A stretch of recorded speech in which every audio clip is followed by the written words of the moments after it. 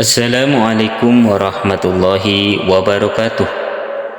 Hamdan wa syukran lillah, salatan wa salaman ala rasulillah wa ala alihi wa sahbihi wa mawalah. Sahabat Amal Islami TV dimanapun Anda berada, semoga keselamatan, kesejahteraan selalu mengiringi kehidupan kita semua, manfaat kehidupan kita barokah, hidup di dunia sampai hidup di akhirat kelak. Amin amin ya rabbal alamin.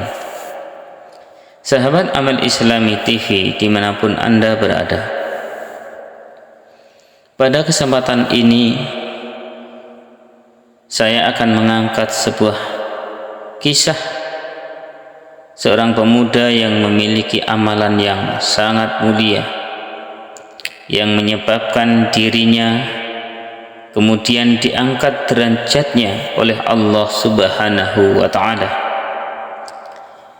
Dia menjadi seorang pemuda walaupun namanya tidak terkenal di bumi, akan tetapi namanya begitu masyhur di langit. Amalan apakah yang diamalkan oleh pemuda ini? Amalan daripada pemuda ini adalah berbakti kepada sang ibu. Sahabat Amal Islami TV dimanapun Anda berada, dikisahkan di Yaman tinggallah seorang pemuda bernama Uwais Al-Qarni yang berpenyakit sopak. Tubuhnya belang-belang. Walaupun cacat, ia adalah seorang pemuda yang soleh dan sangat berbakti kepada ibunya. Ibunya adalah seorang wanita tua yang lumpuh. Uwais senantiasa merawat dan memenuhi semua permintaan ibunya.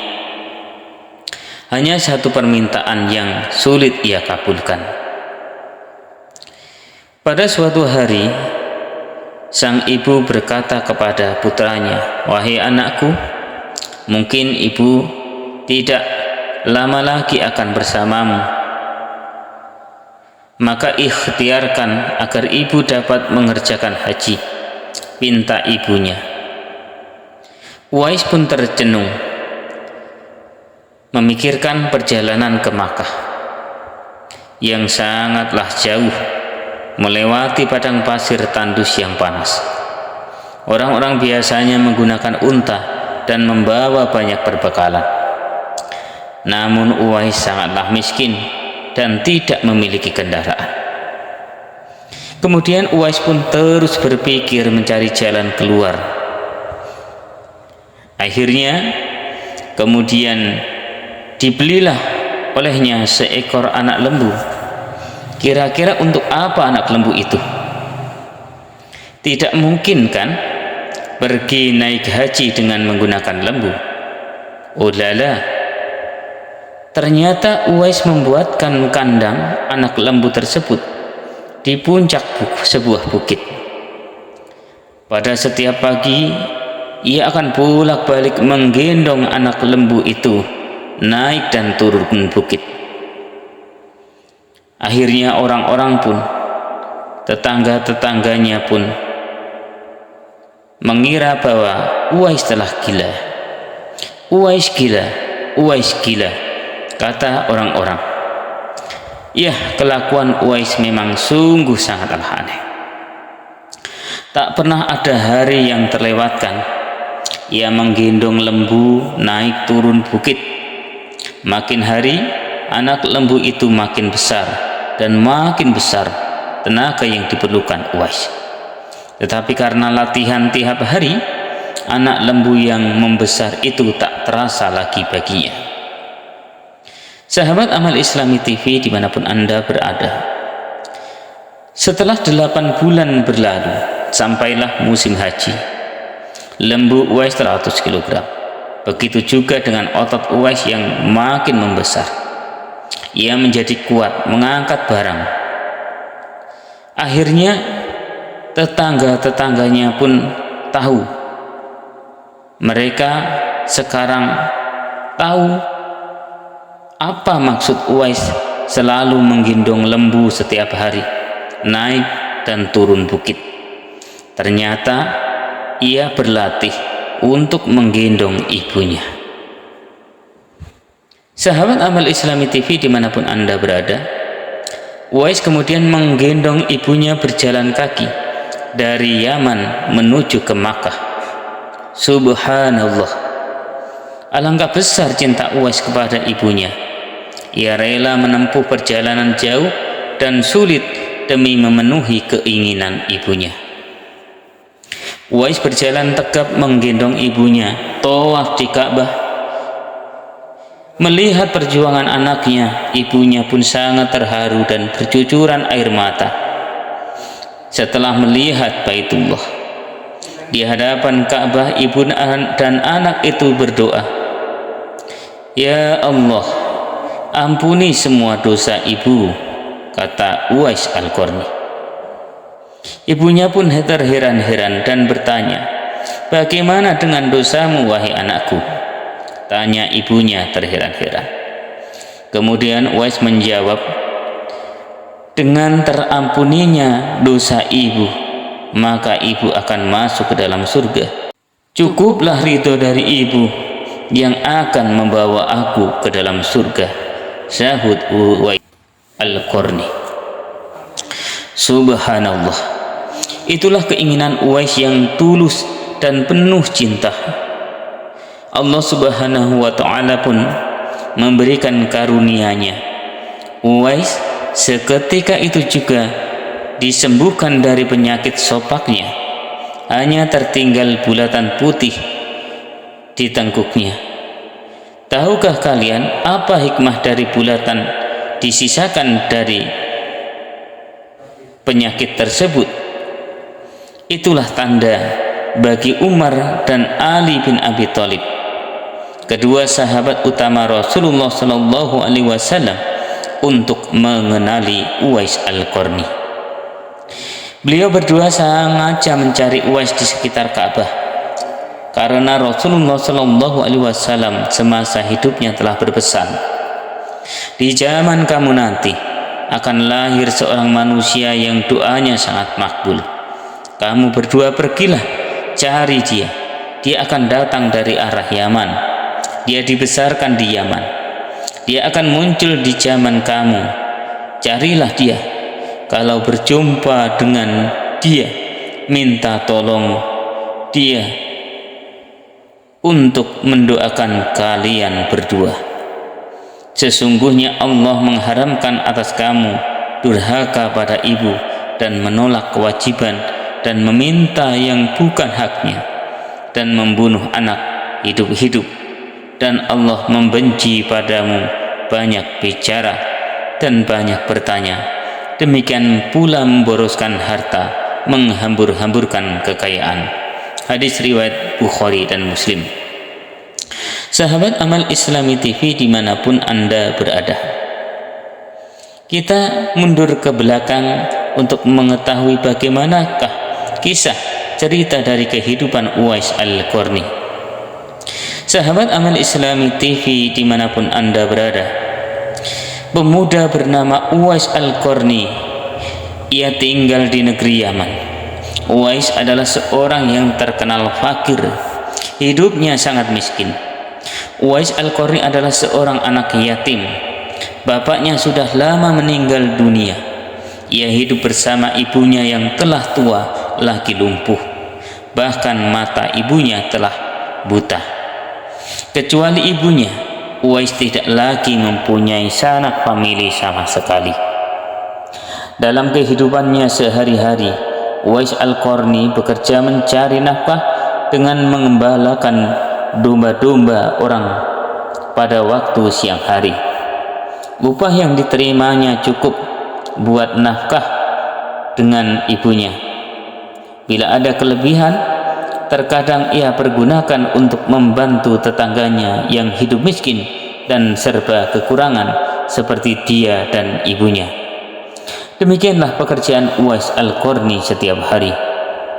Sahabat Amal Islami TV dimanapun Anda berada, Uwais Al-Qarni terkenal sebagai seorang anak yang taat kepada ibunya dan juga taat beribadah. Uwais Al-Qarni seringkali melakukan puasa. Bila malam tiba, dia selalu berdoa, memohon petunjuk kepada Allah. Alangkah sedihnya hati Uwais Al-Qarni setiap melihat tetangganya yang baru datang dari Madinah. Mereka telah bertemu dengan Nabi Muhammad SAW, sedang ia sendiri belum pernah berjumpa dengan baginda Rasulullah SAW. Berita tentang perang Uhud yang menyebabkan Nabi Muhammad mendapat cedera, bahkan giginya patah karena dilempari batu oleh musuh-musuhnya, telah juga didengar oleh Uwais Al-Qarni.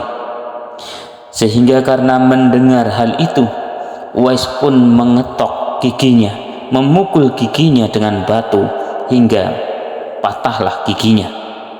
Hal ini ia lakukan sebagai ungkapan rasa cintanya kepada baginda Rasulullah SAW, sekalipun ia belum pernah bertemu dengan beliau.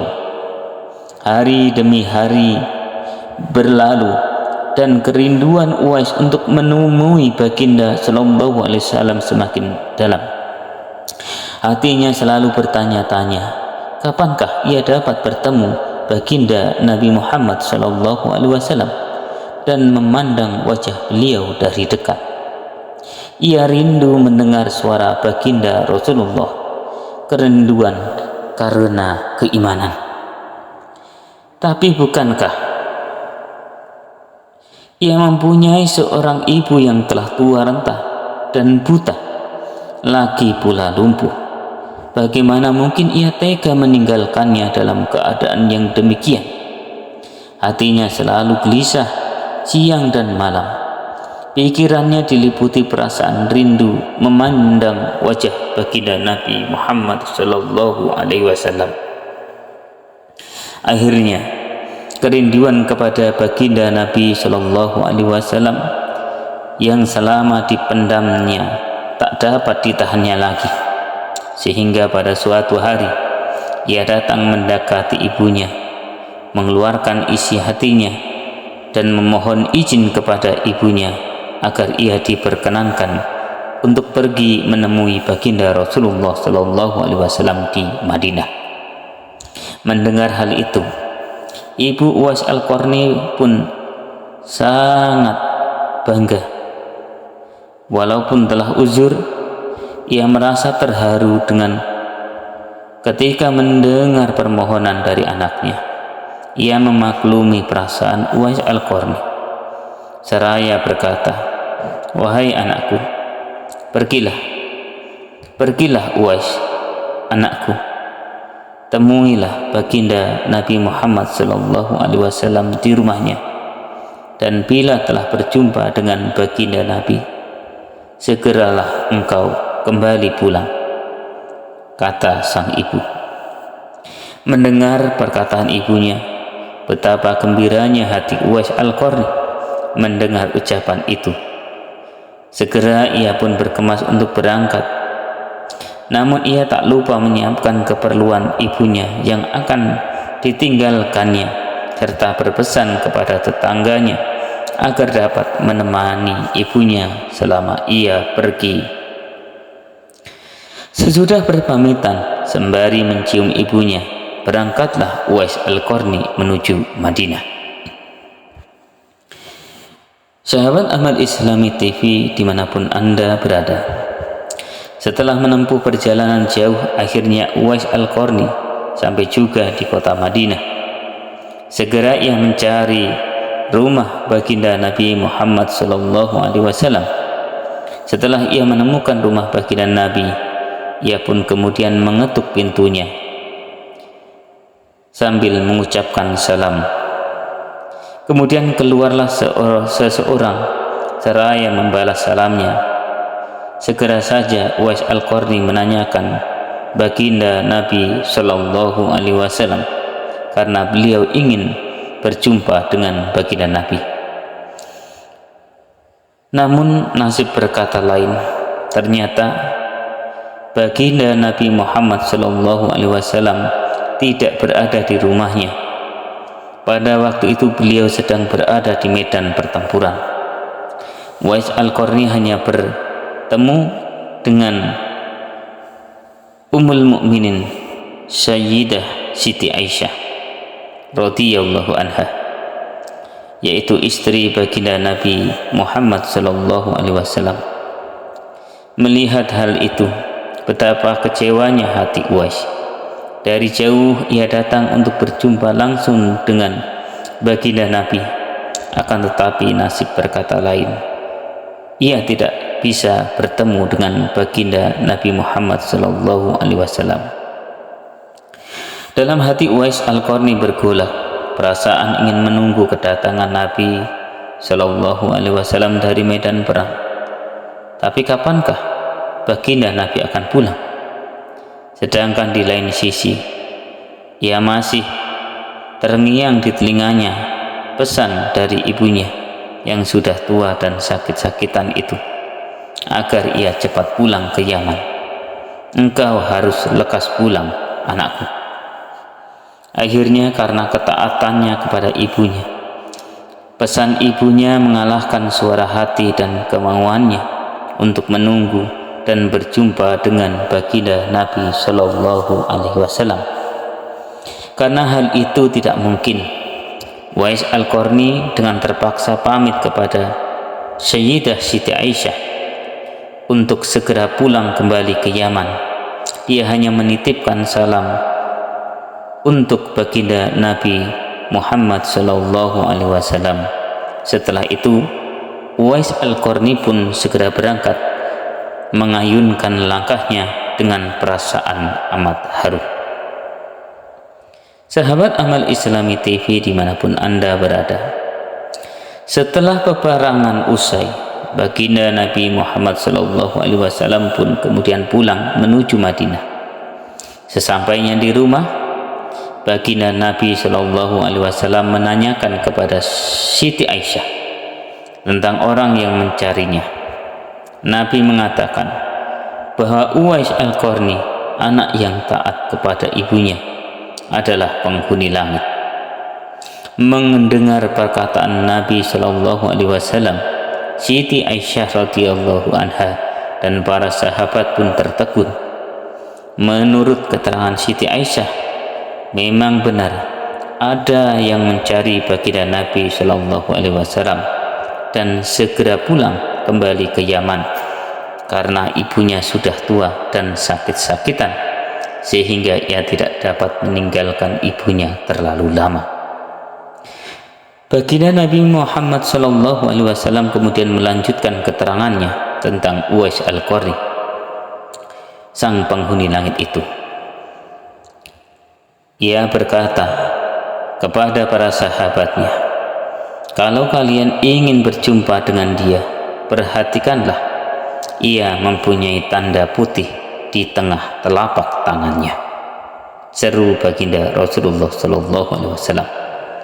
Sesudah itu Nabi SAW memandang kepada Ali radhiyallahu an dan Umar radhiyallahu an seraya berkata, suatu ketika apabila kalian bertemu dengan dia, mintalah doa dan istighfarnya. Dia adalah penghuni langit, bukan penghuni bumi, kata baginda Rasulullah SAW. Sahabat Amal Islami TV dimanapun Anda berada, waktu terus berganti dan Nabi SAW kemudian wafat. Kekhalifahan Abu Bakar pun telah digantikan pula oleh kekhalifahan Umar bin Khattab, hingga pada suatu ketika Khalifah Umar teringat akan sabda baginda Nabi SAW tentang Uwais Al-Qarni, sang penghuni langit. Beliau segera mengingatkan kembali sabda Nabi SAW itu kepada sahabat Ali bin Abi Thalib radhiyallahu anhu. Sejak saat itu, setiap ada kafilah yang datang dari Yaman, Khalifah Umar dan Ali radhiyallahu anhu selalu menanyakan tentang Uwais Al-Qarni, si fakir yang tak punya apa-apa itu, yang kerjanya hanya mengembalakan domba dan unta setiap hari.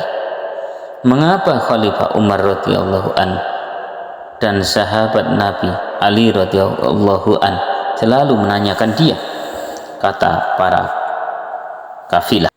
Rombongan kafilah dari Yaman menuju Syam silih berganti membawa barang dagangan, hingga pada suatu ketika Uwais Al-Qarni turut bersama mereka.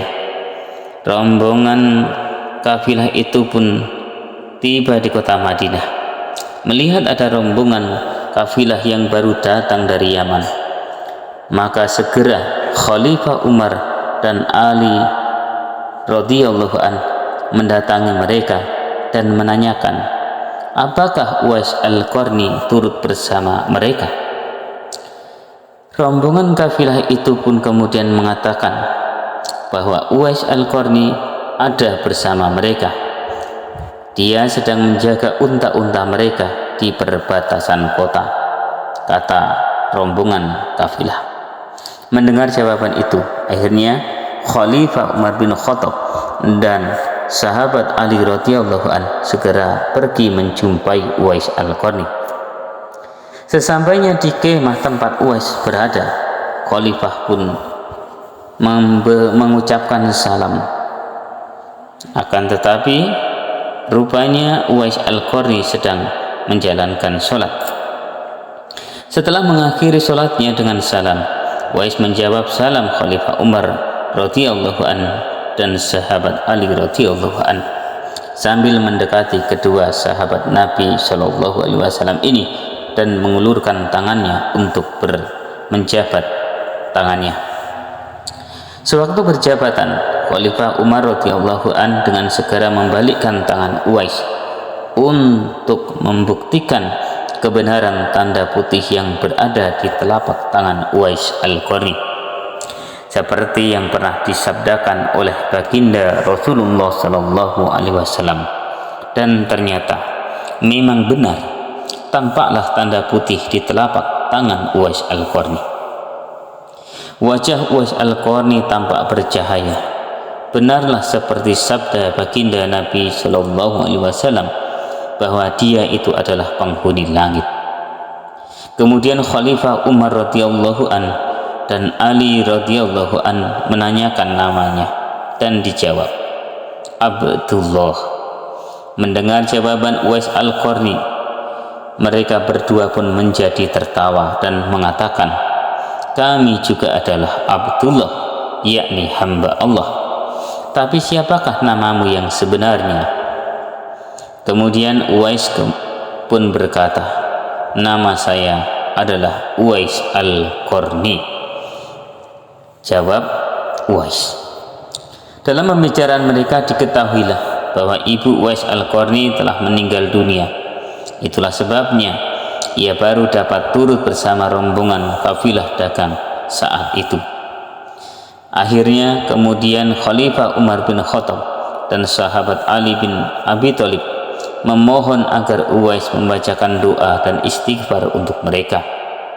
Mendengar permintaan dari Khalifah Umar dan sahabat Ali, Uwais pun enggan dan berkata kepada Khalifah, sayalah yang harus meminta doa kepada kalian.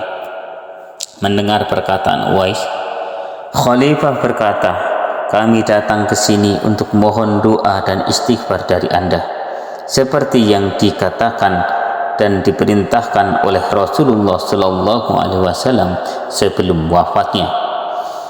Mendengar perkataan itu dan desakan dari Khalifah Umar dan sahabat Ali, akhirnya Uwais Al-Qarni pun mengangkat tangan dan berdoa membacakan istighfar.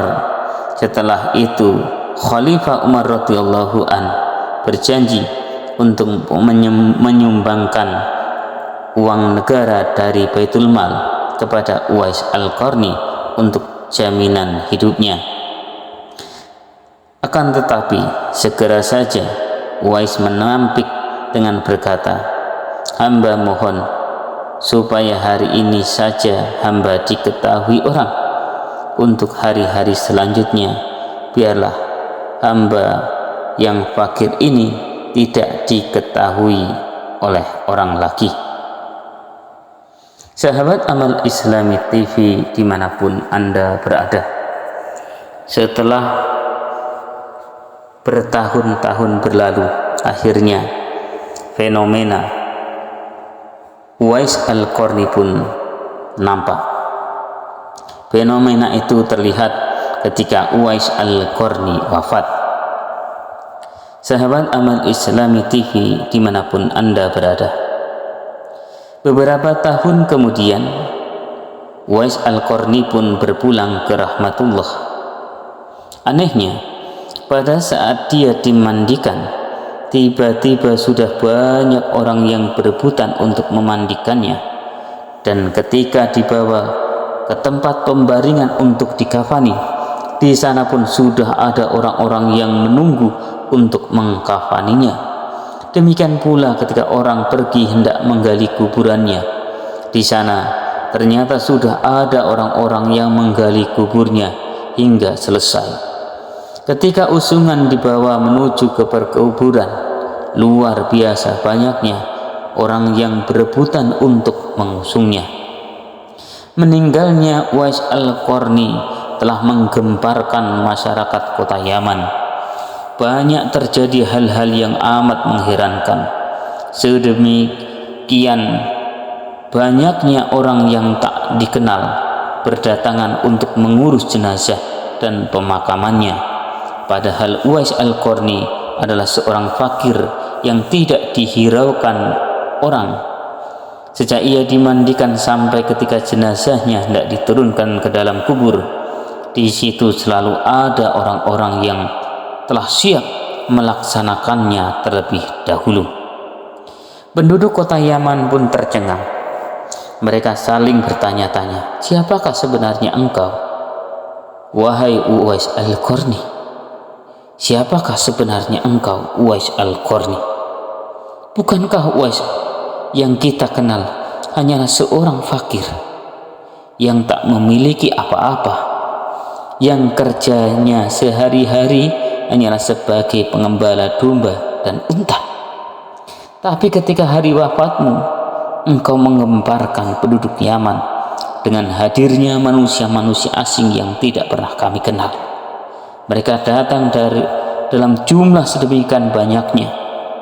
Agaknya mereka adalah para malaikat yang diturunkan ke bumi hanya untuk mengurus jenazah dan pemakamanmu. Sahabat Amal Islami TV dimanapun Anda berada, berita meninggalnya Uwais Al-Qarni dan keanehan-keanehan yang terjadi ketika wafatnya telah tersebar kemana-mana. Baru saat itulah penduduk Yaman mengetahuinya siapa sebenarnya Uwais Al-Qarni. Selama ini tidak ada orang yang mengetahui siapa sebenarnya Uwais Al-Qarni, disebabkan permintaan Uwais Al-Qarni sendiri kepada Khalifah Umar radhiyallahu an dan sahabat Ali radhiyallahu an agar merahasiakan tentang siapa dirinya. Barulah di hari wafatnya mereka mendengar sebagaimana yang telah disabdakan oleh baginda Rasulullah sallallahu alaihi wasallam, bahwasannya Uwais Al-Qarni adalah penghuni langit. Masya Allah. Sahabat Amal Islami TV dimanapun Anda berada, mendengarkan kisah ini membuat hati kita menjadi bergetar, membuat kita menjadi seperti tidak berharga. Karena dalam kehidupan kita sangat jauh panggang dari api ketaatan kita terhadap kedua orang tua kita. Sahabat Amal Islami TV dimanapun Anda berada, semoga dari kisah ini kita bisa mengambil sebuah hikmah dan pelajaran sehingga kita bisa bertekad untuk menjadi seorang anak-anak yang berbakti kepada kedua orang tua. Semoga Allah memberikan kekuatan, hidayah dan inayahnya kepada kita semua, sehingga kita bisa mengikuti pelajaran dari kisah Uwais Al-Qarni. Amin amin ya rabbal alamin. Subhanakallahumma wa bihamdika asyhadu an la ilaha illa anta astaghfiruka wa atubu ilaik. Billahi taufiq wal hidayah. Wassalamualaikum warahmatullahi wabarakatuh.